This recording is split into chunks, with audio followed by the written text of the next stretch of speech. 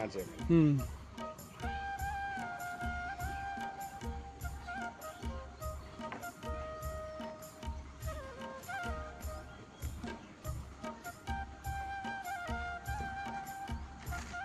અક્ષુતભાઈ આ શેમાં એપ્લાય કરવાના, હે?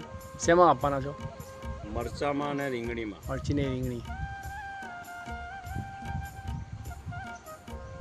20 ml. ઓકે. અને એનાથી શું થશે? નિયંત્રણ શું થાય? જીવાત, કથીરી, અચ્છા, જીવાત ને કથેરી બેનું નિયંત્રણ થાય. ફ્લાવરિંગ વધે. ઓકે. બ્લેક અમૃત. હમ.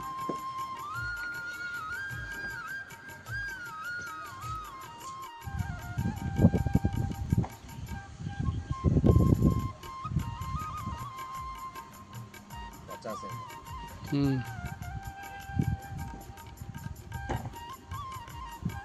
25 ml રક્ષામૃત. આ 15 લીટરનો ડ્રમ બનાવશો? 15 લીટરનું. બરાબર છે. મકસુદભાઈ એપ્સાઇટી નાખવાથી શું ફરક પડ્યો તમને? જમીનમાં ભેજ જળવાઈ રહે અને ફ્લાવરિંગ વધારે આવે છે. ઓકે. જમીન પોચી થાય છે. ઓકે. એ સિવાય બીજા શું થાય ફાયદા એપ્સાના? ફૂટ સારી આવે છે, પાણીનું ટકાઉ રહે છે, હમ. બધી રીતે આમ સરસ છે. હમ. અને છોડવાનું ગ્રોથ બી સારું છે. ઓકે. શાઇનિંગ, મરચા રીંગણીનું શાઇનિંગ બહુ સરસ. હમ. તમે શેમાં આપી એપ્સાઇટી?